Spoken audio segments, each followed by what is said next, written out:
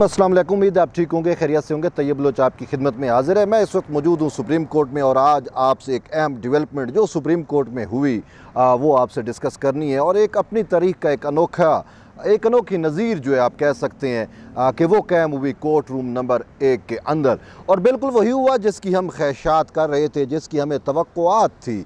हुआ ये कि जस्टिस काजी फैज़ ईसा ने जो है वो 9 रुकनी लार्जर बेंच जो तश्कील दिया गया था चीफ जस्टिस उमर अता बंदियाल की जानिब से मिलिट्री कोर्ट्स के ख़िलाफ़ दायर दरख्वास्तों के ऊपर, उस बेंच को मानने से इनकार कर दिया।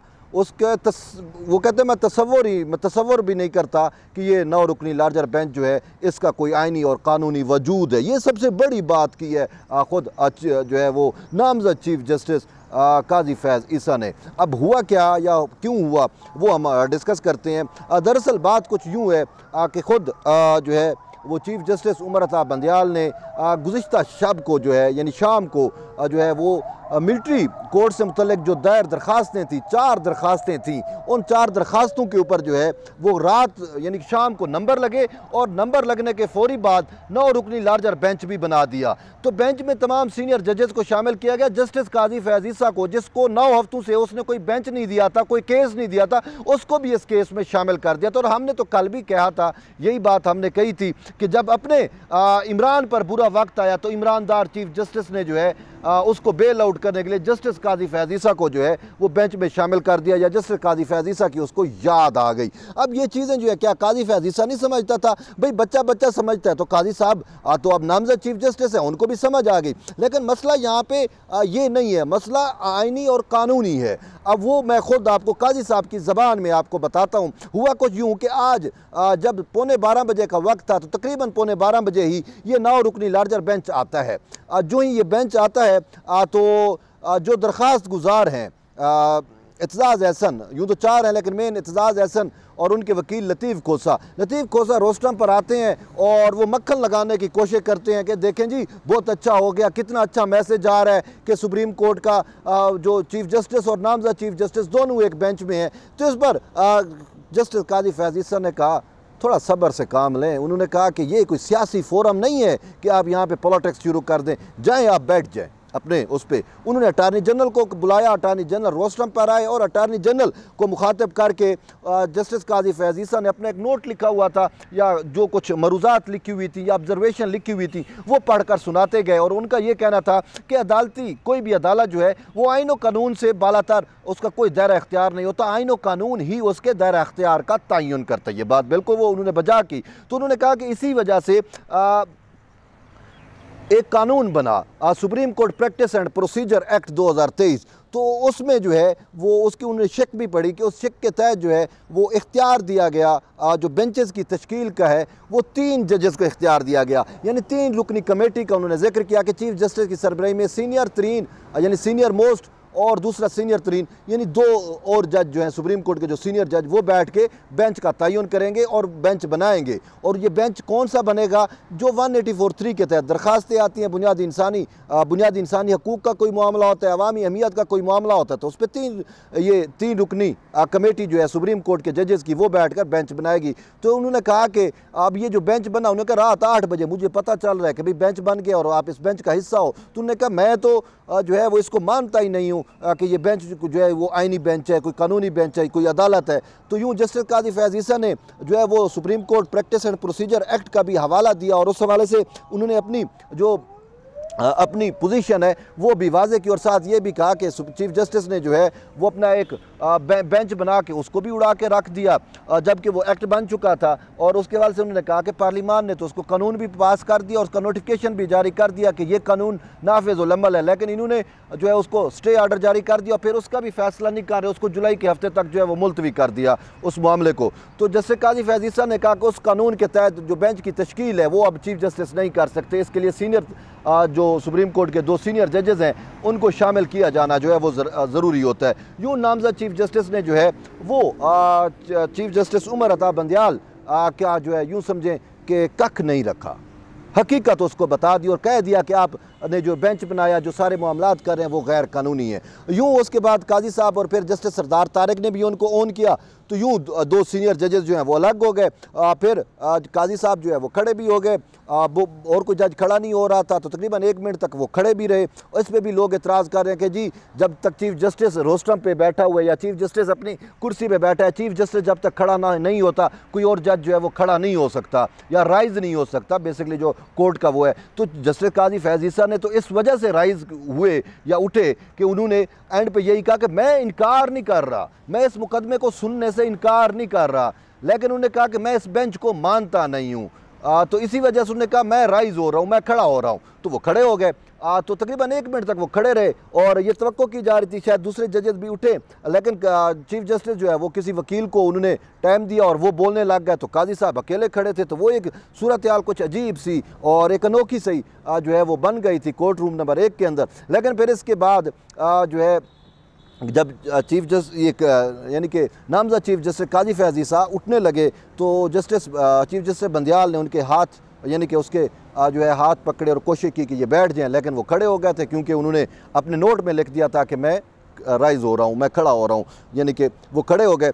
तो इसके बाद जस्टिस सरदार तारिक मसूद ने भी ओन किया जस्टिस काजी फैज़ ईसा को और ने कहा कि मेरे फाजिल बरादर दोस्त जस्टिस काजी फैज़ ईसा ने जो कहा है मैं उसको ओन करता हूँ और आइन और कानून के मुताबिक ना ये बेंच दुरुस्त नहीं है और इस बेंच का कोई वजूद ही नहीं है, इसी वजह से इनकार तो नहीं, हम इसको उठ के जा रहे हैं। तो यूँ वो भी उठ गए और फिर पूरी कोर्ट जो उठकर चली गई और यूँ 9 रुकनी लार्जर बेंच जो है वो अपने इख्तिताम को पहुँचा। उसके बाद फिर क्या होता है ये समझने की बात है। लतीफ़ खान खोसा जो है वो चले जाते हैं फिर से चैम्बर के अंदर। याद है आपको जब ये चैम्बर में गए थे, पहले एतजाज़ एहसन चैम्बर में गया था लतीफ़ खोसा को लेके, तो हमने कहा था भाई अब इस पे बेंच भी बनेगा और समातें भी होंगी।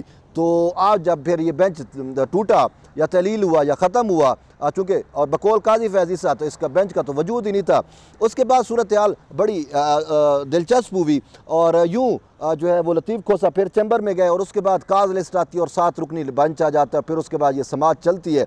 अब उस समात में क्या कुछ हुआ वो चीज़ें आपने देख चुकी होंगी कि वो बेसिकली इमरान खान की सहूलतकारी हो रही है कि किसी तरीके से इमरान खान के ऊपर मिलिट्री कोर्ट्स का जो मुकदमा है या इमरान खान का फ़ौजी अदालतों में ट्रायल ना हो। और बाकी जो वर्कर्स हैं, वर्कर्स का केस को दो, वर्कर को तो खुद इमरान खान ओन नहीं करता। ये तो आज लतीफ़ खोसा भी कह रहा था कि भाई इंसदाद दहशतगर्दी या कहीं भी इनके ट्रायल चलें, सानिया 9 मई में जो मुलव्वस है हमें उससे गर्ज नहीं है, लेकिन हम चाहते हैं कि फ़ौजी अदालतों में ट्रायल ना हो। तो यूँ एक जस्टिस जो है वो याया खान अफरीदी ने यह भी बताया कि भाई आपने मिलिट्री कोर्ट्स के मामले को कह रहे हैं, तो उन्होंने कहा कि जो सिविलियन कोर्ट अदालतें हैं या सिविलियन जो लॉ अगर आप देख लें उसमें तो जो कुछ इन्होंने किया उसकी तो सज़ाएँ बहुत भयानक हैं। ये तो मिलिट्री कोर्ट्स में सज़ा ही बहुत कम है। अब आप बताओ आपने किस सिमत जाना है। जस्टिस मंसूर अली शाह ने कहा यह बड़ा वैलिड पॉइंट है, भैया आप देख लो अब आपने किस सिमत जाना है। अगर आपने सिविलियन में जाना है तो फिर सज़ाएँ उसकी बड़ी तगड़ी हैं।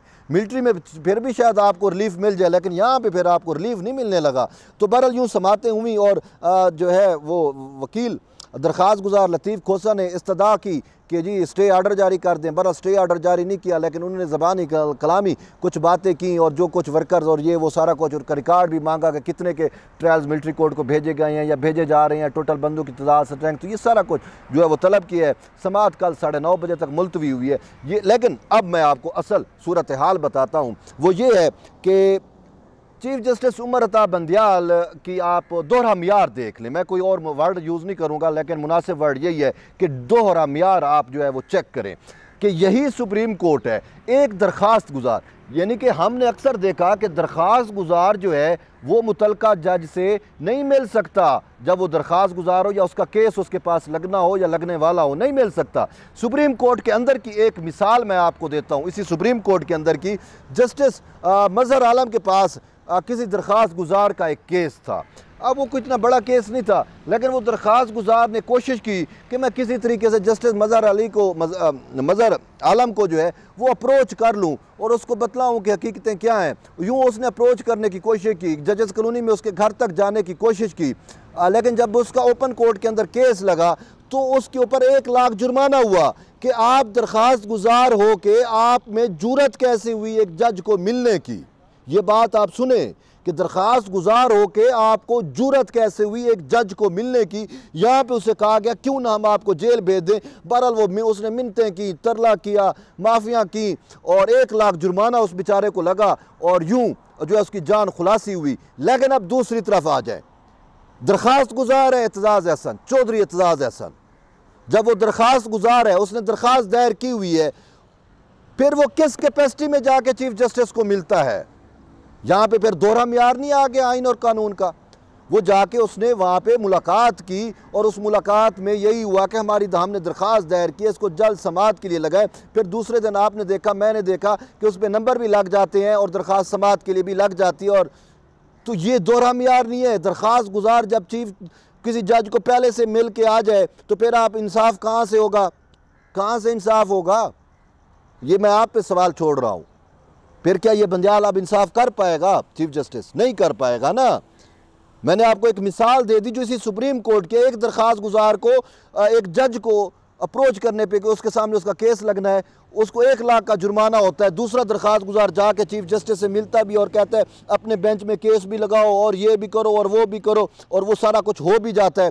तो ये कैसे हो गया? ये आप वकीलों से भी, व्यूअर से भी, ये एक बहुत बड़ा सवाल है जो मैं आप पे छोड़ के जा रहा हूँ। लेकिन इसके साथ साथ एक बात और भी है कि आज मुझे जो है वो अटॉर्नी जनरल फॉर पाकिस्तान ने भी बड़ा मायूस किया है। मैं ये सोच रहा था कि जब जस्टिस काजी फैज़ ईसा ने अटॉर्नी जनरल को रोस्टम पे बुला के उनको जो है वो अपना इतराज़ जो है या नोट जो है वो पढ़ के सुनाया, तो मैं ये सोच रहा था कि जब ये 7 रुकनी बेंच आएगा तो अटॉर्नी जनरल रोस्टम पे आके कहेगा कि सर आप तो यहाँ पे ये जो अभी मैंने बात की कि दरख्वास्त गुजार कैसे आपको मिल के और आपने उसका मुकदमा अपने पास कैसे लगा लिया, एक एतराज़। दूसरा एतराज़ ये कि जस्टिस काजी फैज़ ईसा और जस्टिस सरदार तारिक मसूद, 2 सुप्रीम कोर्ट के सीनियर तरीन जज जो है वो आप पे एतराज़ करके गए हैं, वो इख्तलाफ करके गए हैं, वो इस बेंच को नहीं मानते क्योंकि वजह जो है वो कानून बन चुका है, सारी चीज़ें हैं। तो अब अटॉर्नी जनरल भी उनके साथ खड़ा होगा। लेकिन अटॉर्नी जनरल ने उस वक्त भी मायूस किया जब जस्टिस मंसूर अली शाह का ये कहना था कि भाई मैं जो है जस्टिस जवाद ख्वाजा का करीबी रिश्तेदार हूँ, मुझ पे ऊपर तो कोई एतराज़ नहीं है। तो उन्होंने इस पर भी एतराज़, ठीक है मंसूर अली शाह पे एतराज़ नहीं बनता था या ना नहीं होना चाहिए, लेकिन ये बड़ा एतराज़ तो करता जो जस्टिस काजी फैज़ ईसा ने एतराज़ उठाया, जो सरदार तारिक मसूद ने एतराज़ उठाया, वो एतराज़ अटॉर्नी जनरल क्यों नहीं उठा सका? ये अटॉर्नी जनरल से जो है हमें दुख है। और ये मैंने बात अटॉर्नी जनरल को कही, मैंने कहा सर आपने मुझे बहुत मायूस किया है। अटॉर्नी जनरल पता है क्या कहता है मुझे? कहता है यार तैयब बात यह है कि जब मेरा मौका आएगा ना, जब बारी आएगी तो मैं ये चीज़ें जजेस के रूगर्दान करूँगा, मैं अपनी बात अपनी बारी पे अब ये बोलूँगा। मैंने कहा मुझे ये बताएं कि आप बंदियालवी कोर्ट से ये तवक्को रखते हैं कि आपकी बारी आएगी? वो तो सब कुछ सुना के एंड पे जाके आपको मौका देगा जब सब कुछ हो चुका होगा, आप इंतज़ार कर रहे हैं। तो मैंने कहा जब लोहा गर्म होता है उस वक्त चोट लगाई जाती है, ये नहीं है कि जब लोहा ठंडा पड़ गया फिर चोटें लगाते रहे तो आपको कुछ भी नहीं होता। तो बहरहाल ये तो अब तक की अपडेट थी और कल इस केस की दोबारा समाअत होनी है, तो कल देखते हैं कि अटॉर्नी जनरल क्या मौक़िफ़ इख्तियार करते हैं। बहरहाल जुड़े रहिए तैयब बलोच के साथ, मिलते हैं एक नई वीडियो में, तब तक के लिए इजाज़त दें, अल्लाह हाफ़िज़।